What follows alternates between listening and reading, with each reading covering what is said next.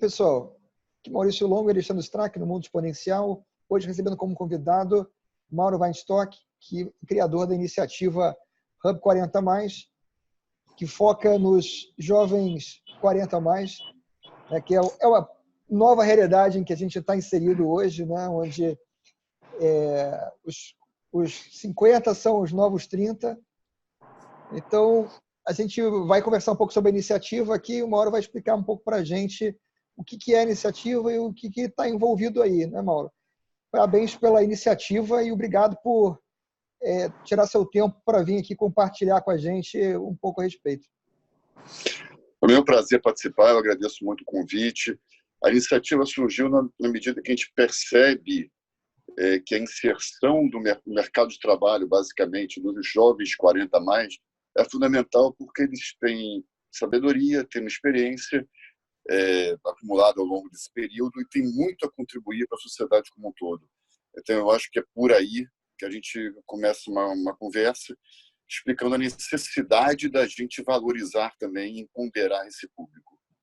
Se você ainda não assinou o canal, clique aqui embaixo para assinar e marque o sininho para ser notificado quando saem novos vídeos. Se você está escutando o podcast e ainda não fez a sua assinatura, procure na sua plataforma de preferência para que você seja avisado quando forem lançados novos episódios. Se você gostar do que você vir e ouvir aqui, deixe o seu like, que o feedback é interessante para nós. Então, eu entendo que, além de focar nessa parte da inserção desses profissionais no mercado de trabalho, também existe um lado que é voltado para a qualidade de vida, vamos dizer assim, né?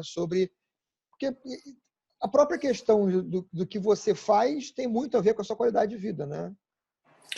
Exatamente. Na realidade, a gente divide esse projeto, esse hub, em algumas etapas, principalmente em 3 etapas. O primeiro é o desenvolvimento profissional. Né? Acreditamos que esse jovem 40+, ele tem que estar inserido no mercado de trabalho, e esse mercado de trabalho hoje exige outras competências, habilidades, comportamentos que há 20, 30, 40 anos eram diferenciados. Né? Então, ele precisa se atualizar para poder estar diante de um mercado novo que se modifica a cada momento, a cada dia, com as novas tecnologias. E a tecnologia é um segundo parâmetro do Hub. Né?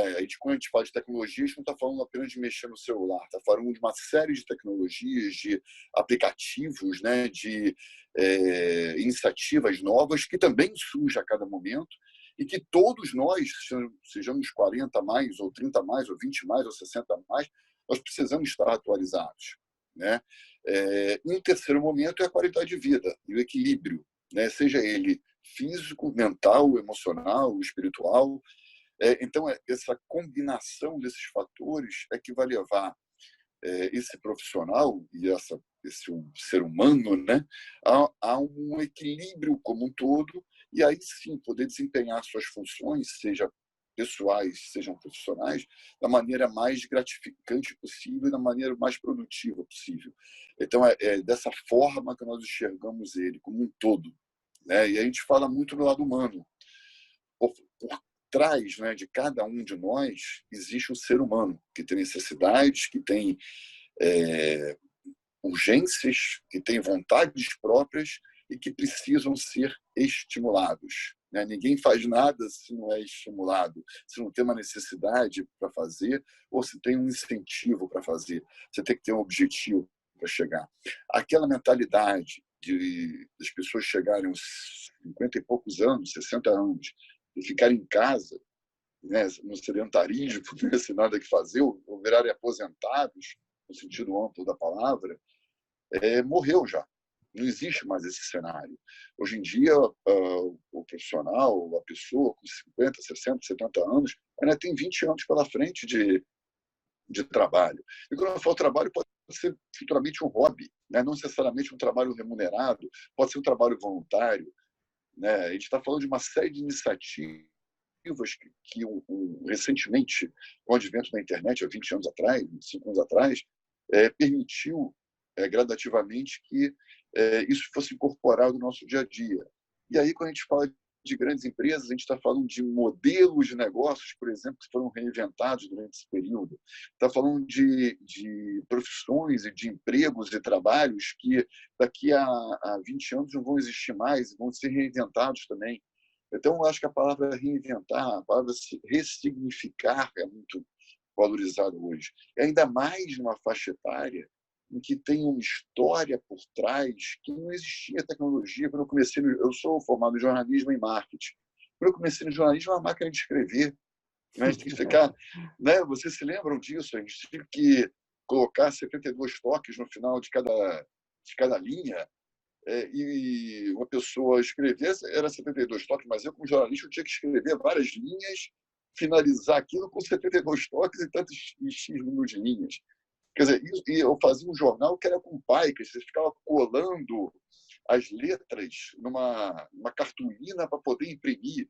Quer dizer, olha a diferença de 20 anos para cá, né? O que a gente não andou com essas tecnologias que estão surgindo. Agora você pode imaginar, daqui a, não precisa ser 20, mas daqui a 10 anos, o que vai acontecer? Quer dizer, então, eu não estou falando apenas da geração que hoje tem 40 anos ou 50 anos. A geração que tem 20 anos, daqui a 20 anos vão ter 40. Né? Então, como é que ela vai se reinventar também? Então, são desafios constantes. E o Alexandre, que está aqui com a gente, ele pode explicar para você daqui a pouco a necessidade de você começar a pensar o Hub 120 mais.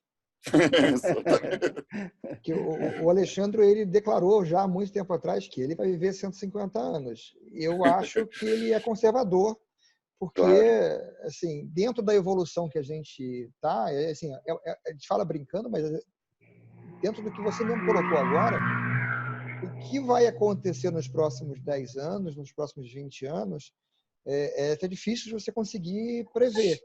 Mas você tem, a gente até fez um programa sobre isso outro dia, você tem hoje pesquisas muito sérias sendo feitas que já deram resultados em animais, etc., para você rejuvenescer tecidos, por exemplo. Né? Então, o que a gente hoje está olhando, amanhã pode ser uma situação ainda mais... Não, sem dúvida, mas a grande questão não é você chegar até os 150 anos, isso aqui é perfeitamente factível. A questão é como você vai chegar até os 150 anos. Então, a nossa questão toda é a qualidade de vida quando tiver os 150 anos.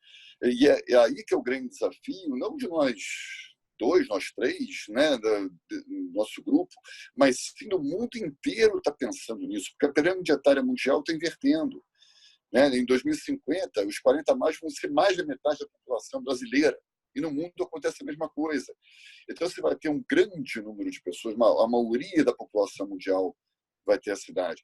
E aí, como a expectativa de vida vai aumentando, chegando a 120, 140, 150 anos, o trabalho não é para tentar descobrir ou criar medicamentos para essas pessoas.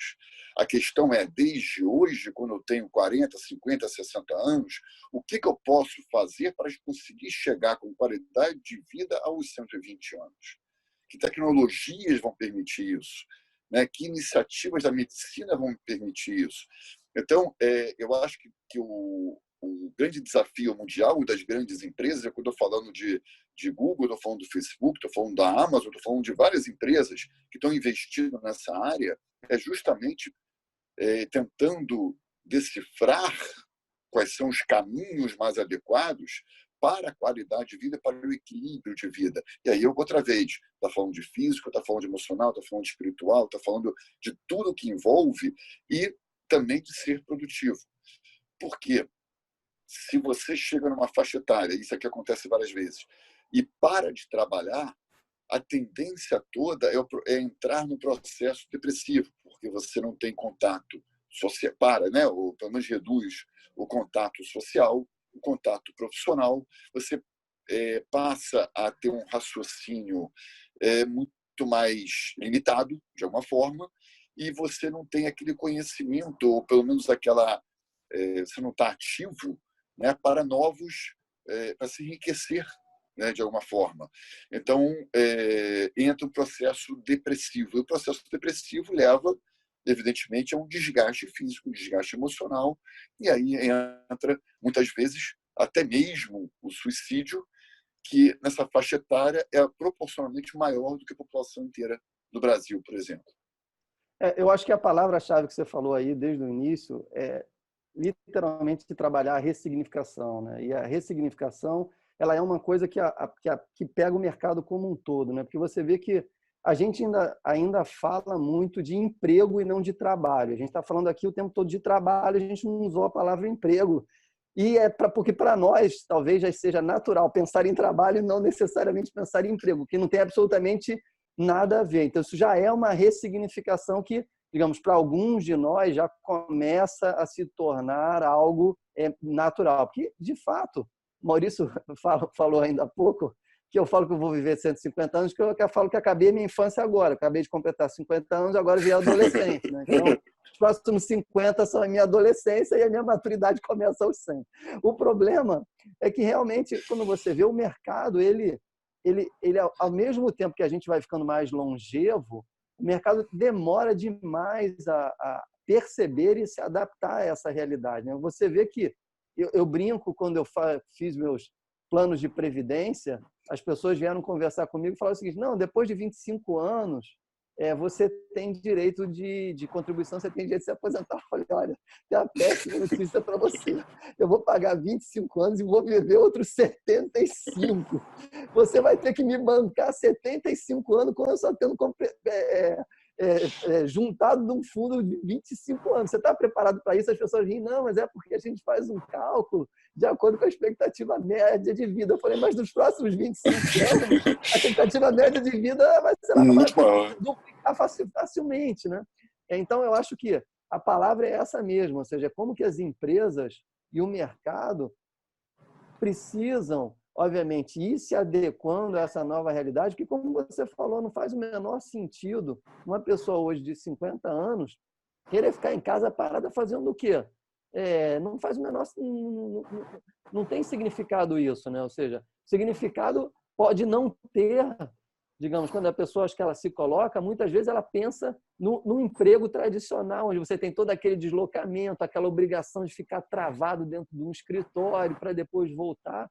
Quando nós estamos falando de trabalho, com toda essa tecnologia, nós agora estamos fazendo televisão, cada um de nós está nas nossas casas, e isso aqui é televisão, que algum tempo atrás era absolutamente inviável fazer com esse custo que nós estamos fazendo agora. Só que hoje nós podemos passar o dia inteiro trabalhando desse jeito, com produtividade alta.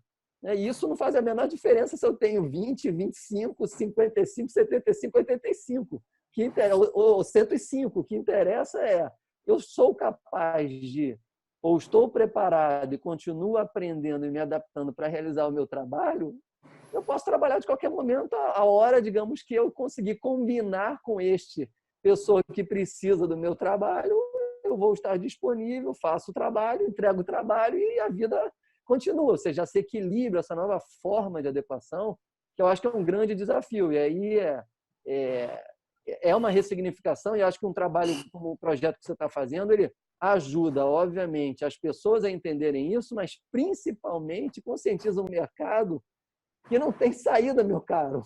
Se você não se adaptar, daqui a mais 25 anos ou 30 anos, você não tem ninguém. Você simplesmente vai ficar sem mão de obra disponível, porque não vai ter.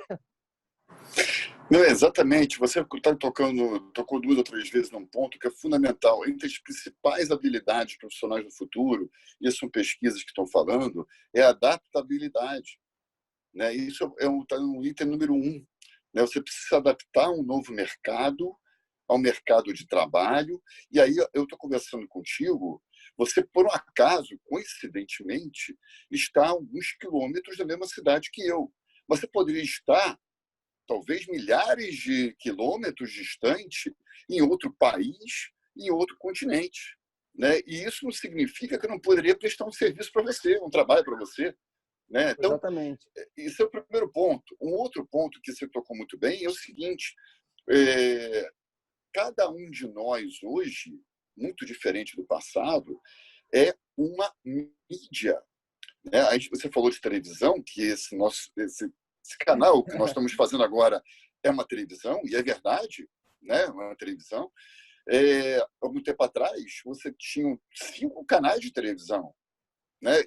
E os canais de televisão colocavam mensagens que eles queriam colocar, no momento que eles queriam colocar, na hora que eles queriam colocar, e você era obrigado a assistir um daqueles 5 canais, caso você quisesse assistir televisão, e você não tinha muita alternativa naquele momento, né? Agora você tem milhões de canais de televisão, cada um tem o seu próprio canal de televisão, via YouTube, via canal dessa forma, via outro, né? Você tem redes sociais em que cada um é a sua própria mídia, né? Independente se é da televisão, se é do rádio, ou podcast que você pode fazer, ou mensagem de áudio que você pode gravar, ou o que for, mas você é a sua própria mídia. E aí você vem um momento em que parece uma certa contradição, mas se você pegar, por exemplo, os 4 principais jornais do Brasil, você tem um total, somando impressos, que eu estou me referindo, mais ou menos 1 milhão de exemplares. 1 milhão. Ok. Se você pegar um dos principais veículos via internet, qualquer um desses 4 que eu falei, você tem 14, 15 milhões. Agora, se você somar esses 15 milhões desses 4, vamos considerar que os 4 tenham 15 milhões de internet, você está falando de 60 milhões. Mas se você pega, por exemplo, um Cristiano Ronaldo da vida, ou um Neymar da vida, o Neymar tem 150 milhões. Né? O Cristiano Ronaldo tem 250 milhões de seguidores. Mais que a população do Brasil, né? Exatamente. Então, você está comparando uma mídia juntando os 4 maiores veículos do Brasil, né, somados com tudo, com internet, com impresso, com tudo, você está falando de um universo de 40, 50 milhões, enquanto uma pessoa tem 150 milhões no Brasil. Dando apenas um exemplo. Então, olha que mídia é essa. O que a gente fala de mídia? O que a gente fala de imprensa? Como é que a gente fala do mercado? Se eu faço um post hoje, por exemplo, e tenho 30 mil visualizações, algum tempo atrás, nem em jornais de bairro, nem em jornais de grande circulação teriam 30 milhões em um dia de visualizações. Quer dizer, o que significa esse novo mercado que a gente está falando? Então, qualquer tipo de profissional hoje tem que entrar nesse ritmo, tem que se reinventar, tem que entender que, seja no jornalismo, como você tem exemplos, seja em qualquer outra forma de atuação, engenheiro, médico, o que for, ele tem que entender o mercado dele e tem que entender como a tecnologia pode favorecer ele naquele mercado. Você hoje, sem tecnologia, não consegue nada. Você está com aplicativo. E aí foi até interessante, porque estou falando de um universo como um todo.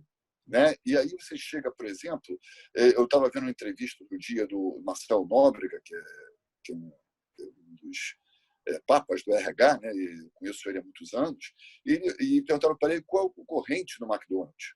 Né? O Marcelo é diretor do McDonald's há muito tempo, e ele falou, olha, não são os concorrentes diretos que a gente está imaginando. Um dos concorrentes principais do McDonald's de hoje é o Netflix, né? É o iFood, por exemplo. Então, olha que doideira esse mercado que nós estamos falando, em que o McDonald's, uma empresa de X anos, agora está concorrendo com uma tecnologia que foi criada ontem. Né? 2 tecnologias que foram criadas ontem. Quer dizer, impede a pessoa de sair de casa, né? Exatamente. Então, não pode ir no McDonald's. E o McDonald's está associando exatamente o iFood para fazer a entrega do próprio produto dele, com um concorrente dele. Quer dizer, é uma situação, como eu falo, não é nem transformação digital, mas é uma revolução digital. Né? Esse processo que nós estamos passando hoje. Isso que você citou é exatamente um dos motivos pelo qual a gente criou esse canal aqui. O Maurício teve a iniciativa antes, eu me juntei depois, justamente para a gente trazer essa noção para as pessoas do contexto e das implicações do tamanho dessas mudanças, porque elas são de difícil compreensão, né, na verdade. A gente saiu de uma era onde as pessoas pensavam talvez só em uma profissão, e hoje nós estamos falando, obviamente, de carreiras, e já falamos claramente que as pessoas que eles são profissionais slash, né? Que você entra lá, ele sei lá, engenheiro, produtor, sei lá, desenhista, ou seja, na verdade, o cara ele é multiprofissões, né? Ou seja, a questão do slash. E se você voltar lá atrás, né? Se você pega Idade Média, você tinha os grandes nomes da Idade Média, eram pessoas, literalmente, que eram multifacetadas, né? Ou seja, a história deu uma cambalhota aí, ou seja, por causa da questão tecnológica, você é forçado a aprender diversas novas habilidades, o que, de certa forma, exige um grande esforço, mas também abre inúmeras oportunidades. Como a gente falou, ou seja, o fato de você poder explorar o uso da tecnologia para colocar à disposição dos outros as suas habilidades, isso vai além, obviamente, da sua única profissão que você pensou lá atrás, quando você começou a imaginar o que você faria na sua vida profissional, abre um campo que você não pode menosprezar. Você, enquanto pessoa, não pode menosprezar e, obviamente, quem está do outro lado também não. Porque, para o empregador, isso é uma enorme oportunidade, né? É uma enorme oportunidade de entender que existem muito mais profissionais disponíveis do que ele diz que tem falta. Na verdade, se ele olhar para mim, para você, ou para o Maurício, e olhar em nós um pedaço das nossas habilidades, ele poderia estar compondo nós três para resolver um determinado problema, ao invés de buscar um indivíduo com as três habilidades. Não, é perfeitamente isso que você está colocando. Na realidade, o profissional hoje ele tem que ter o conhecimento não só do mercado em que ele atua, mas de tudo que envolve, né, o profissional como um todo, né? Então, por exemplo, um médico, na hora que ele vai, claro que ele tem que ter conhecimento técnico, né, da especialidade dele, mas na hora que ele abre um consultório, ele tem que ser muito mais do que um médico. Ele tem que ser um administrador, ele tem que lidar com marketing, ele tem que lidar com a parte burocrática, tem que lidar com a parte jurídica, a parte de convênio. Ou seja, tem uma série de habilidades aí que ele tem que promover como um empresário. Ele não é apenas um médico, ele é empresário, ele tem um negócio próprio, né? Então, todos hoje temos que ter um conhecimento, uma habilidade para poder, se o próprio profissional não vai exercer diretamente aquele cargo, né, aquela função, né, mas ele tem que saber como resolver aquele problema, que é um problema da própria empresa dele, no caso, um consultório médico. Né? Ele tem que ter uma secretária, tem que ter ou tem que agendar via internet, via aplicativo, enfim, mas ele tem que montar uma estrutura que permita para ele desenvolver o trabalho na especialidade dele. Então, agora, você tem algumas características aí que envolvem esse profissional, não só a habilidade técnica mesmo, a especialidade, no caso do médico, mas principalmente o que é muito valorizado hoje são as habilidades comportamentais. Então, a gente está falando de uma maior significância na inteligência emocional, né? Numa inteligência de lidar com o network, por exemplo, que é fundamental hoje, de saber resolver os problemas. Né? Isso aqui é muito mais a própria ele ser muito mais ativo, né, para resolver. Não adianta aquele profissional que sabe, que tem muito conhecimento, que sabe muito, mas que não tem iniciativa, por exemplo. Né? Então, há várias características. Ou então, um que não sabe se pronunciar, não sabe fazer uma apresentação, não sabe fazer um pitch, não sabe vender a empresa. Quer dizer, há hoje, no mundo até acadêmico, né, formas de educação em que privilegia muito mais a entrega do trabalho, né? Eu estou falando do mundo acadêmico, né? A entrega do trabalho, a entrega do pitch, a entrega se pronunciar oralmente, né? Se poder vender aquela ideia ou aquele projeto, do que apenas o conteúdo que está colocado no projeto, né? Que também é fundamental. Quando a gente analisa um todo, muitas vezes a forma como aquele profissional se coloca é muito mais impactante do que o conteúdo que ele traz para aquela forma. Né? Então, os dois têm que estar equilibrados. Né? Um sem o outro fica meio capenga. Então, é assim mesmo que o profissional hoje em dia tem que lidar. Ele tem que, primeiro, entender o que ele gosta de fazer, né? Que é o primeiro passo para eles, lá atrás, né? Tentar desenvolver algum tipo de projeto, trabalho, programa, ou startup, ou o nome que queira dar, porque eu não gosto de qualificar nada, eu acho que nomenclatura é variável, você não tem por que ficar qualificando se é isso, se é aquilo, se é o de menos, né? O importante é o projeto em si. Então, você tem que fazer com que aquele projeto seja executável, né? Seja rentável, seja replicável e seja agradável de se fazer.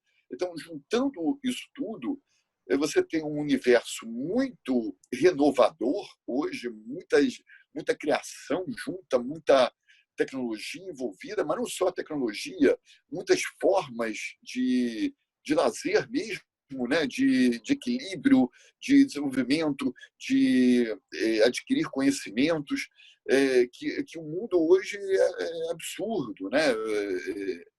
Eu acho que uma coisa bem de entradas. interessante, uma coisa bem interessante também é como que o RH está sendo exigido nessa transformação, né? Porque o RH foi muito treinado a pescar peixes perfeitos, digamos assim, né? Ele vai em busca daquele peixe que é daquele tamanho, daquela cor, daquela característica, daquela espécie e tal. Ou seja, e hoje, diante dessa, digamos, diversidade profissional que a gente pode exercer, todos os profissionais que forem se adequando, que forem se preparando para esse mercado, e para o outro lado é muito mais interessante o RH olhar a sua capacidade de adaptação e de aprendizado para o novo do que a sua resistência e o seu estado fechado para o antigo.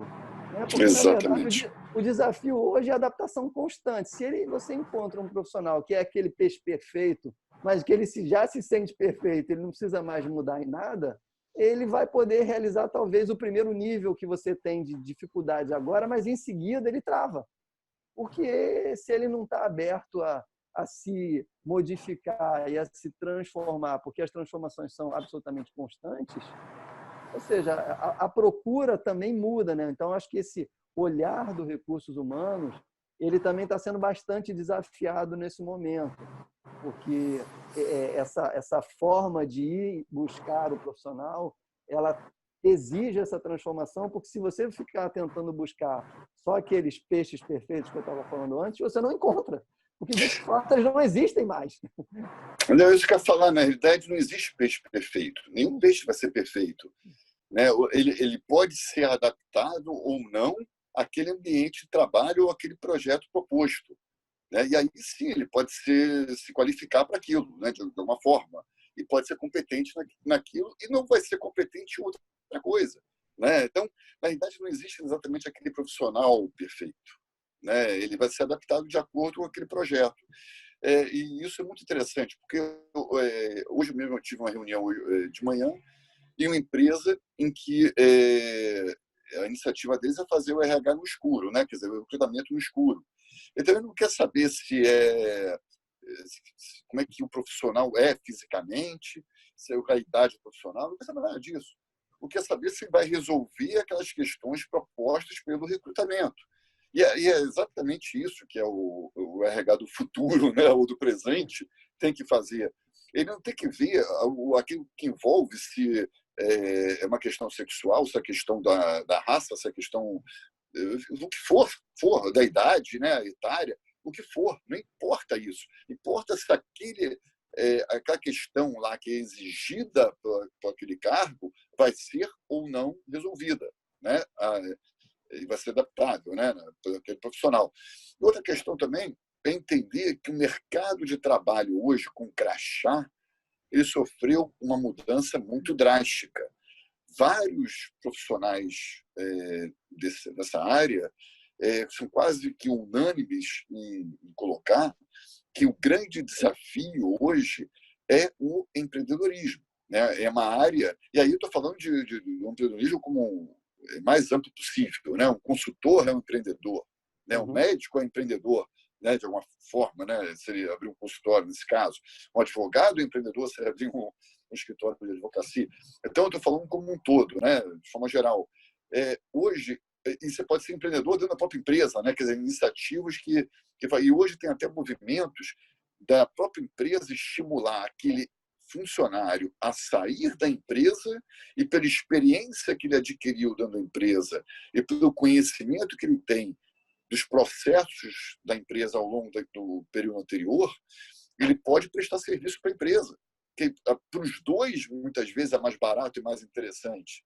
Né? Ele está rendendo mais, não tem imposto, né? Que é um problema sério do Brasil, né? Mas, ao mesmo tempo, ele está prestando serviço. Ou seja, os dois estão ganhando nas duas pontas e a empresa está mais livre no sentido de utilizá-lo apenas quando necessário, e ele tem uma segurança de que tem um cliente lá que precisa de um trabalho qualificado e que ele tem experiência total, porque eu estava dentro da empresa naquele período, né? Então, e ele tem muito mais flexibilidade de horário, flexibilidade para o conhecimento. Ele não tem, porque antigamente você tinha na empresa você não tinha um nome, né? Você tinha um nome corporativo, né? Muitas vezes, né? O teu você tinha o nome que era Mauro da empresa X, né? Não era Mauro Weinstock. Então você tinha, depois agora você começou a ter uma marca pessoal, né? Então, dentro da própria empresa, mesmo os funcionários, os colaboradores daquela empresa, têm que entender que acima do profissional você tem uma marca só tua, uma marca que antes daquela empresa você construiu em outras empresas ou na vida acadêmica, e essa marca que você vai carregar para toda a vida. Né? Não é a marca você ligado à empresa. Você sai da empresa, você continua com aquela marca. Mas aí há um desafio. Qual é? Se você está 20, 30 anos na mesma empresa, quando você sai da empresa e não presta serviço para ela, você está no mercado, né, como um todo, na hora que você vai empreender, você tem que se reinventar. Ou seja, eu tenho que ser alguém. Né? Eu tenho que formar uma marca, formar o meu nome, porque eu não sou mais o Mauro vinculado àquela empresa do passado. Agora, quem eu sou? Então, é nesse sentido que aí entrou, por exemplo, o Hub 40+, que é exatamente esse desafio, que é mostrar para aquele profissional que ele é um profissional independente de onde que ele está naquele momento. Ele pode voltar para o crachá? Claro que ele pode. Né? Só que ele tem que entender que na hora da entrevista de emprego, que ele não faz há 30 anos, o que ele tem que apresentar lá é diferente. Né? O currículo dele, peraí, é o mesmo currículo que eu fazia 30 anos atrás, já estou desacostumado, já não sei. Como é que eu vou me comportar? O que eu tenho que falar? Que são as características que eu tenho que ter? Por outro lado, eles têm o empreendedorismo. Não, eu já consegui meu dinheiro aqui e quero empreender. Como que eu vou empreender? Eu sempre trabalhei numa empresa. Né? Olha os desafios. Eu tenho jurídico, eu tenho contábil, eu tenho toda uma área empresarial que eu preciso dominar. Então, foi aí que a gente entrou com o Hub para propiciar exatamente um estímulo. 2, mostrar que ele pode fazer diferença, né? Seja numa área, seja na outra. E empoderar essa faixa etária, que é uma faixa etária que tem muita sabedoria, que tem muita inteligência emocional, que sabe o que quer, né? E muitas vezes só não tem a oportunidade e a confiança para poder atuar e desenvolver um bom trabalho, seja numa área, seja na outra.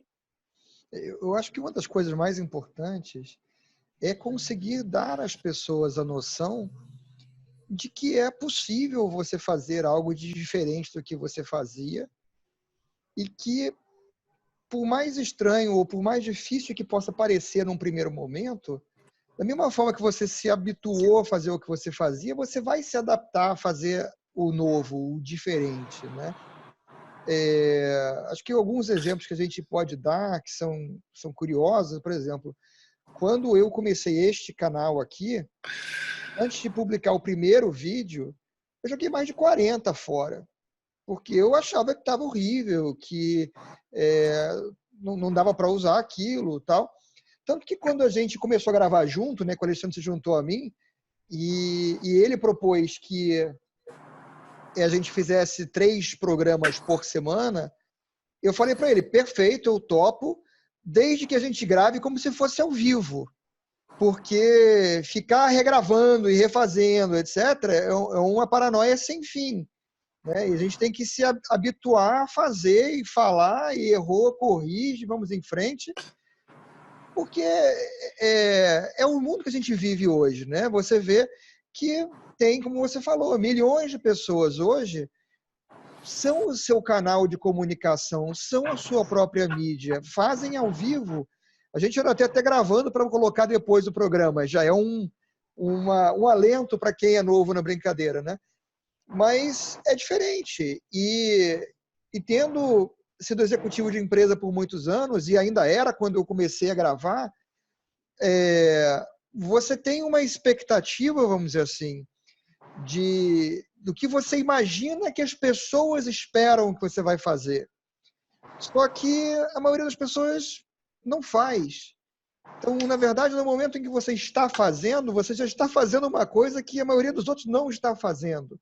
Né? Não precisa ser um Picasso o primeiro quadro que você pinta. Né? Talvez algum dia você seja um Picasso, mas o primeiro quadro que você vai fazer não vai ser. Né? E por aí vai. Né? São iniciativas. Né? Por exemplo, o primeiro vídeo que a gente gravou não tinha aquela capinha. Eu, por exemplo, sempre tive interesse em desenhar no computador. Sou uma nulidade em desenhar com a mão livre. Então eu pensava, um dia eu quero aprender a fazer com o computador, que de repente com o computador eu consigo. Quando a gente falou, poxa, vamos fazer aquelas capinhas para botar nos vídeos e tal, eu comecei a experimentar, eu comecei a estudar, aprendi como? Com o YouTube. Aprendi com o YouTube, estava fazendo vídeo para colocar no YouTube, capinha para o vídeo do YouTube, aprendi aonde? No YouTube. Então, você assume como verdade que não tem problema você errar, você vai errar. O primeiro não vai ser muito bom, o segundo talvez um pouco melhor, e lá pelo 10º tá razoável, vamos embora. Não, exatamente, você tocou em alguns pontos, no mínimo 2 pontos que são fundamentais. Tudo que se descreveu aí, Maurício, é exatamente o modelo novo de startup. O que a startup faz? Ela começa MVP, né, que é o mínimo produto viável, né, traduzindo isso para a linguagem coloquial, que é o mínimo que você consegue fazer para poder validar aquele produto, aquele serviço. Né? Isso que você falou no vídeo agora. Você fez o primeiro. Né? Vai testar o produto. Vai ver se ele tem sinergia com o teu público. Você vai ver se a tecnologia que você está envolvendo está funcionando. Isso tudo é validação daquele negócio, validação da própria startup, né, de alguma maneira. Depois, tendo sucesso, você vai aos poucos crescendo e vai se desenvolvendo. É claro que o primeiro vídeo vai ser pior do que o segundo, que vai ser pior do que o terceiro, vai ser pior do que o quarto. Quando você chegar no 10º, já tem uma grande experiência e já sabe mais ou menos o que está acertando e o que está errando. É assim que funciona o mercado hoje, quando a gente fala de startup. O errar faz parte do processo. E para você acertar, você vai ter que errar em algum momento. Ninguém nasce sabendo. Né? Ninguém começa uma startup, uma empresa, já vendendo milhões e já crescendo e já lá em cima. Não existe esse tipo de processo. A empresa vai crescendo devagar e, se ela for estruturada, bem planejada, né, com conhecimento e com pessoas que são multidisciplinares e complementares na sua equipe, aí sim vai fluir e vai fluir estruturalmente. Né? Você não adianta querer chegar lá na frente se a base não for construída. Né? E aí, outro ponto que você tocou foi a parte do teu ensinamento, né, que você pegou, e é ótimo, né, porque você teve um desafio, né, eu tenho que fazer essa capa de alguma maneira, e você procurou por onde, né, o ensinamento, onde estava aquele conhecimento, e é evidente que você não acertou a capa no início, depois você foi acertando aos poucos, como é o mais normal, se não for assim, não é normal, né, Exato. de primeira. Né? E aí eu vou dar um exemplo. A gente fala muito de startup e fala do YouTube, né, que você citou.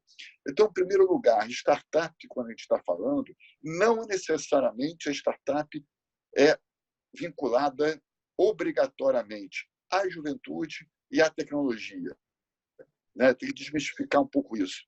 Aí está a maioria, grande maioria das startups de sucesso tem na sua equipe pelo menos uma ou duas pessoas, os diretores, os CEOs, acima de 45 anos.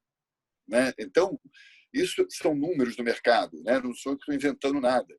A maioria dos CEOs de grandes empresas tem mais... A média dos CEOs de grandes empresas listadas na Bolsa tem 55 anos.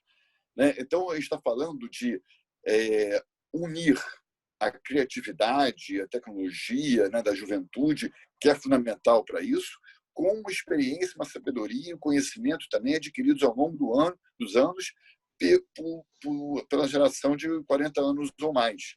Né? Então, a primeira coisa é isso. Agora, há alguns exemplos em que se misturam. Então, eu vou citar o YouTube, né, que você colocou agora. Você tem, por exemplo, youtubers, você tem até um caso, o Nilson, por exemplo, depois eu posso passar o link do YouTube dele, ele tem 73 anos e tem quase 5 milhões de seguidores no YouTube. Ou seja, ele construiu um canal, uma reputação com conteúdo que atrai 5 milhões de pessoas. Quer dizer, olha que capacidade. Então, independente da idade, a gente está falando da vontade de fazer e de transmitir conhecimento de alguma maneira, ou seja, um canal de descontração, ou seja, aprendizado, seja o que for. Mas ele conseguiu construir essa mídia fantástica de 5 milhões de pessoas. Né? Então, e tem muitos exemplos. E aí, exemplos não só na internet. Você tem o exemplo que é básico, a Valzira, né, que construiu uma fábrica, começou com uma fábrica de bolo com 60 anos. Hoje ela tem 200 franquias com 11 anos depois. É impressionante. Um grande exemplo é o Tom Clancy, o escritor que escreveu Caçado ao Outubro Vermelho e vários outros livros que se tornaram um grande sucesso do cinema depois. O Tom Clancy escreveu o primeiro livro dele quando ele se aposentou. Ele se aposentou do trabalho que ele tinha, e ele tinha um trabalho de vendedor, naquele estilo de representante comercial que viaja para mostrar as coisas, o que a gente chamava de caixeiro viajante, né, no passado. E quando ele se aposentou, ele resolveu escrever um primeiro livro. Ele tinha muitos amigos e relacionamentos na Marinha, e foi da onde ele tirou a inspiração para escrever o primeiro livro. O primeiro livro dele foi Caçado ao Outubro Vermelho.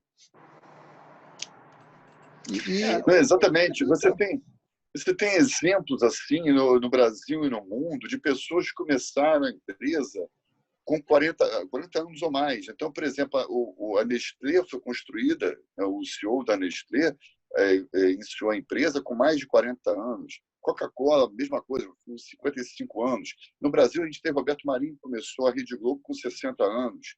Quer dizer, vários exemplos, né, de pessoas que se reinventaram ou construíram impérios, né, e não necessariamente impérios, pode ter sido uma empresa tradicional ou não, acima de uma certa idade, porque começa com a experiência fundamental. E aí é uma diferença muito grande. O conhecimento pode ser adquirido em aulas, no YouTube, onde for, né? Mas a experiência só é adquirida ao longo dos anos. Aí que é o grande diferencial de um 40 a mais, 50 a mais para a juventude de hoje. Né? Enquanto o 40, só um segundo, enquanto o 40 a mais ele tem uma experiência ele tem que ter um mindset, por exemplo, de 20 anos, mais experiência de 20 anos, né? O jovem só tem a idade de 20 anos, não tem aquela experiência para trás. Então, esse conhecimento, eles se igualam, na experiência, 40 a mais ganha porque tem todo o background, né, adquirido ao longo de empresas, até de pessoais mesmo, de troca, né, de pessoais, de network, de relacionamentos, de inteligências, né, de várias maneiras, que isso também agrega. Mas eu não estou querendo excluir ninguém, pelo amor de Deus. O que eu estou querendo é não descartar a presença dos 40 a mais nesse novo ambiente do mercado do trabalho. Eu concordo com você. Eu acho que a riqueza está no encontro das gerações, porque eu acho que um aprende com o outro e essa troca ela é literalmente saudável e ela gera oportunidades exponenciais, literalmente.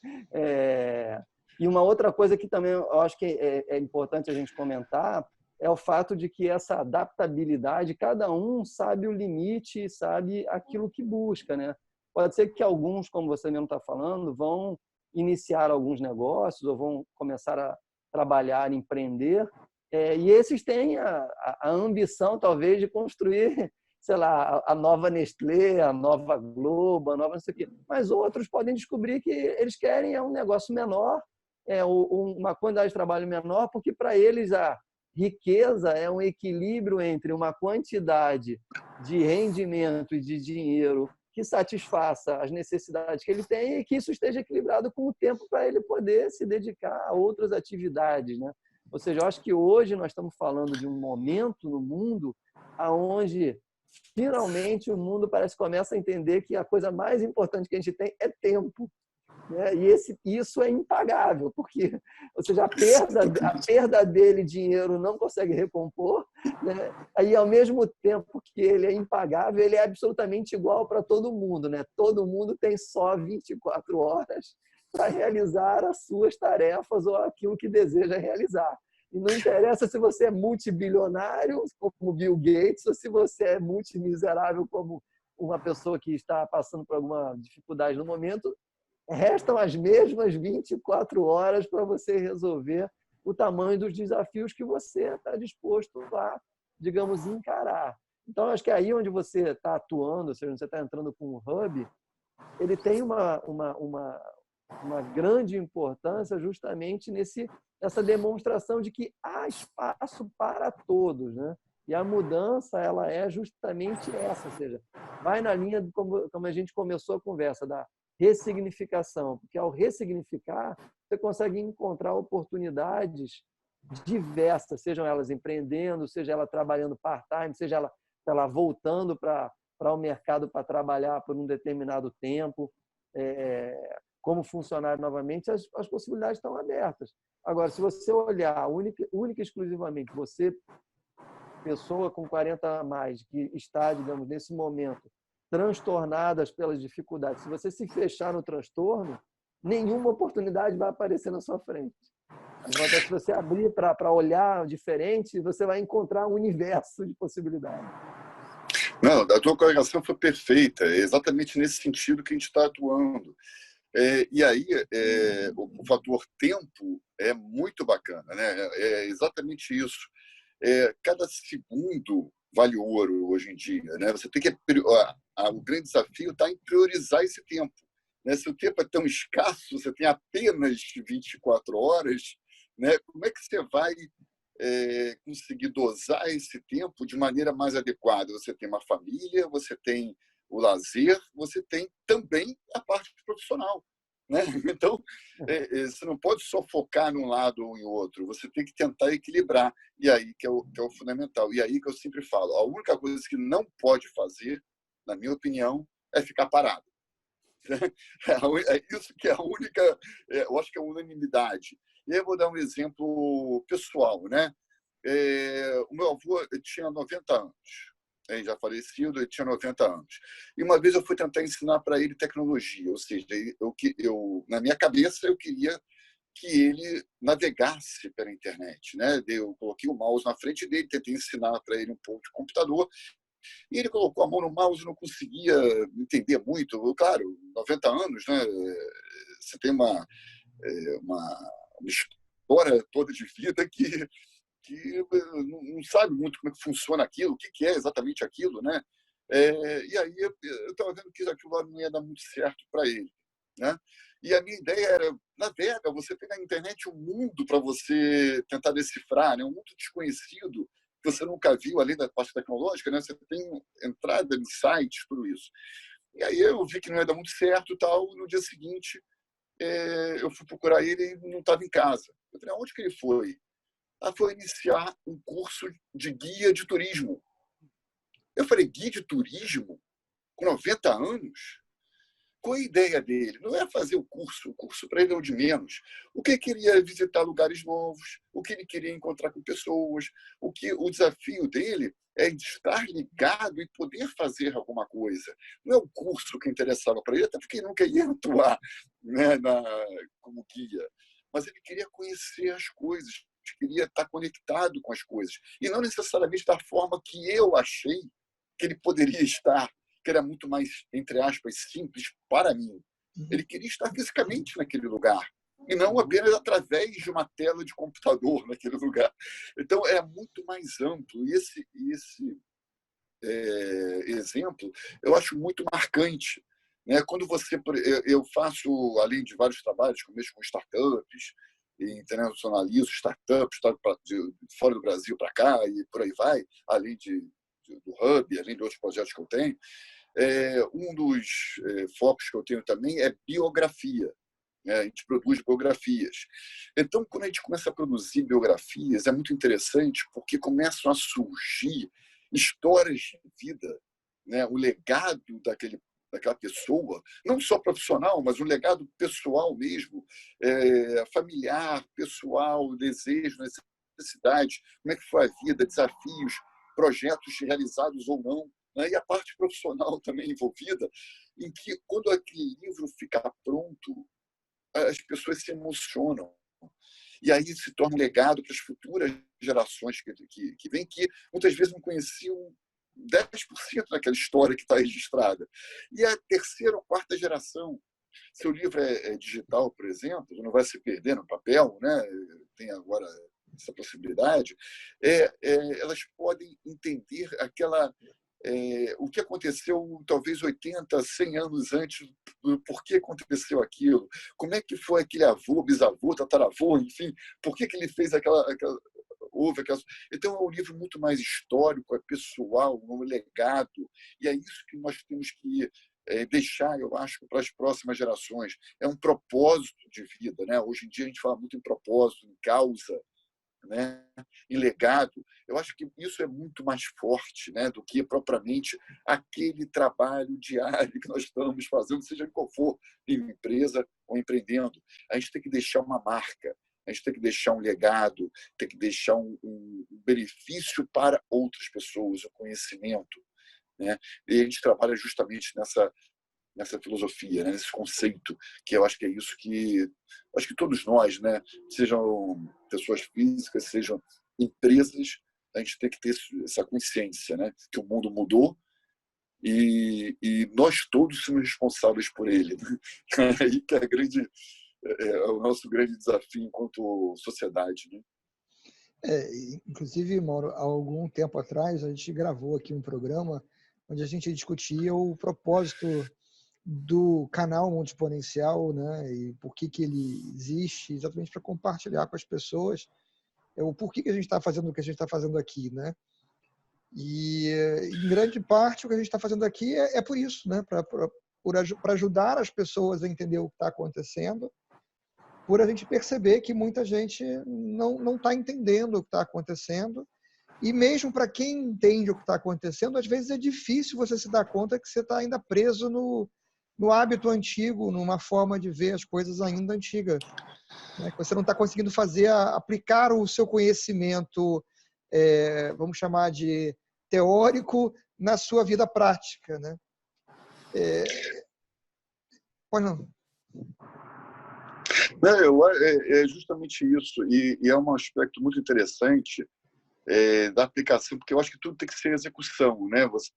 Ideias todo mundo tem, né? E a gente tem que só o outro grande desafio é pegar aquela ideia, torná-la viável e executável, né? Isso que a gente tem que fazer. Agora, tem que entender também que por trás de cada um de nós, sejam profissionais, sejam pessoais, seja um atendimento telefônico, seja um atendimento pessoal, o que for, há um ser humano.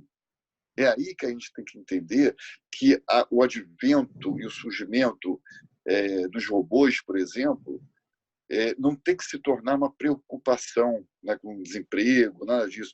E sim porque o ser humano tem uma capacidade de criatividade, tem uma capacidade de se reinventar, tem uma série de habilidades, comportamentos e competências que vão muito além de um robô. O robô foi criado pelo ser humano, inclusive, né, naturalmente, mas para aqueles processos mais repetitivos, né, em que é desgastante aquele tipo de trabalho.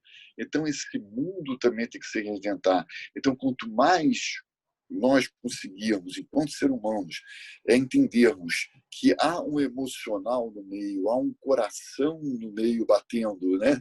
Há necessidades específicas, há desejos próprios, e o entendimento do consumidor tem que ser também, quando vai vender um produto, entender esse outro lado, que o outro lado não é uma máquina, que o outro lado é alguém que vai comprar aquele produto.